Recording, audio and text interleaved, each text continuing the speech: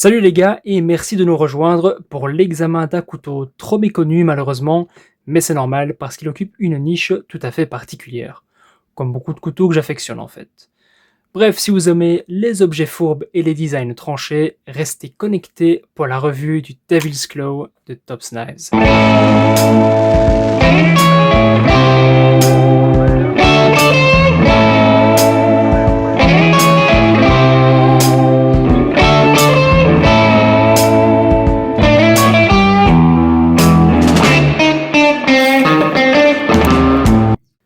Alors, je ne sais pas exactement quelles sont les origines et inspirations de ce couteau, hormis que Leo Espinosa, actuel président de la marque Tops, l'a imaginé il y a déjà un petit temps au sein de sa gamme EDC et Tactique. Avec son profil recourbé, c'est vrai qu'il ressemble à une griffe d'animal et vu le bestiau, ouais, ça pourrait clairement être une griffe de Satan en personne.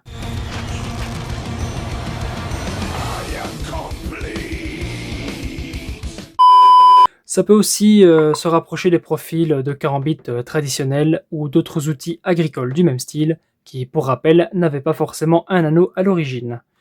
Et dans cette même idée, la deuxième version de ce modèle proposé par Tops, le Devil's Claw 2, oui, c'est bien, vous suivez, ça en fait un carambit tactique comme beaucoup de marques en proposent. Du coup, passons à la fiche technique. Fiche technique. Pour la forme de lame, c'est un hogbill, comme on dit en anglais, une construction plate semelle. Évidemment, le tranchant est à moitié denté. On a un acier 1095 56-58 HRC classique de chez Tops. La lame est longue de 7,5 cm pour un tranchant de 7 cm. La lame, on a un beau bébé de 5 mm. La largeur de lame est de 3 cm. On a une mouture quasiment plate, j'ai envie de dire, ou alors c'est vraiment un high saber grind, comme on dit. On a un revêtement Black Traction Coating, des plaquettes en G10 noir et bleu, et un manche qui est long de 7,5 cm pour une épaisseur de 1,5 cm. La longueur totale est de 15 cm pour un poids de 130 grammes et 190 avec son étui. Comme d'habitude, abordons ensuite la question de l'étui. Celui-ci est en Kydex, épais de 2,5 à 3 mm sur les endroits, donc bien rigide et durable comme il faut. Son défaut, comme beaucoup d'anciennes conceptions de Tops, c'est qu'il remonte jusqu'au premier tiers du manche et que ça complique un petit peu le dégainé. En gros, quand on sort le couteau en situation réelle, je veux dire, on devra un peu ajuster la position de sa main pour que la prise soit idéale. Mais bon, c'est pas catastrophique non plus. Surtout qu'entre vous et moi, notre survie quotidienne ne dépend rarement de ce genre de détails. Hein, pas vrai? Enfin, j'espère pour vous. Hein. Sinon, la rétention est plus que convenable et les finitions de l'étui sont irréprochables. Tout est bien, bien chanfreiné, voilà, tout ce qu'il faut, quoi. Pour le port, l'étui vient fourni avec ce modèle de clip en acier et il est possible de l'orienter dans plusieurs sens. Il me semble aussi que l'écartement des œillets autorise l'utilisation d'un Tech-Lock, mais j'avoue n'avoir jamais essayé pour le confirmer. À l'usage, c'est un petit couteau qui peut donc se porter dissimulé dans une poche ou en prise inversée à l'intérieur du passant de pantalon, discrétion assurée. Alors, quid des usages de ce couteau? Eh bien déjà, on peut évidemment penser à l'aspect tactique, à destination des méchants, comme dirait l'autre. Il faut employer la force contre eux, les annihiler, les tuer, les tuer ferme. Mais de façon réaliste, ce couteau sera destiné aux collectionneurs, parce que oui, en Europe, il est quand même rare et pas très légal de porter un couteau pour la défense, donc soit. Néanmoins, comme tout ce qui coupe, ça reste utile, hein, comme on dit toujours. Avec son profil de lame courbe, il sera idéal pour éventrer des gros sacs, Plaît-il?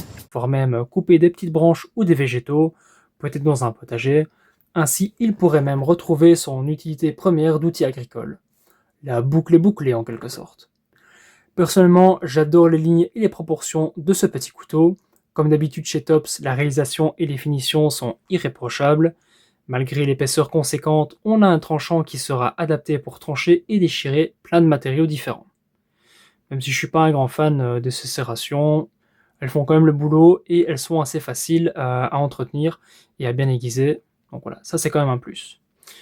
Le gros point fort, c'est le manche tout en rondeur et parfaitement ajusté. Et puis voilà, regardez-moi un petit peu le bleu de ces plaquettes.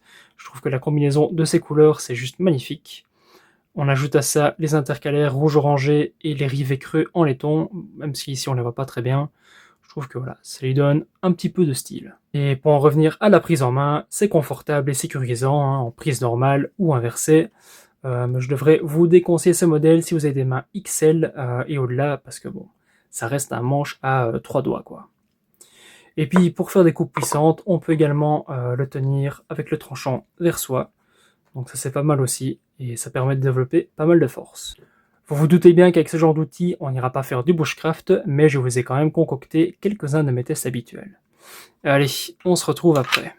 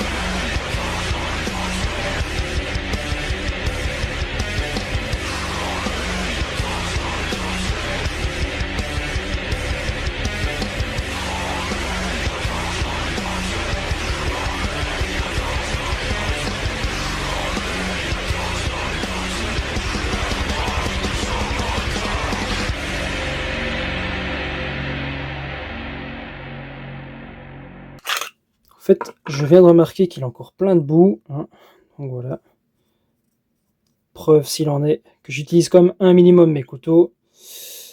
Pas comme certains, mais bon, on ne va pas rentrer dans la polémique. Cela ne nous regarde pas. Cela ne nous regarde pas. Tout à fait. En résumé, le Devil's Claw, c'est un vrai petit fléau pour tous les paquets, bouts de ficelle et autres cartons qui vous entourent. Bien que pensé pour déchirer les chairs, rien ne vous empêche d'utiliser au quotidien pour des tâches plus civilisées.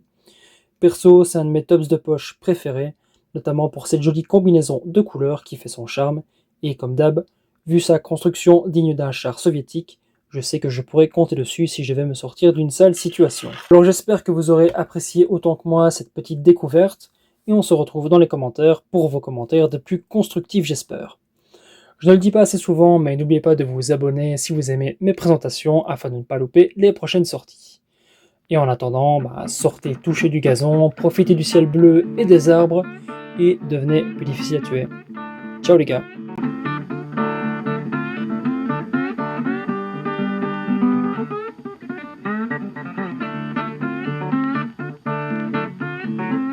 Alors oui,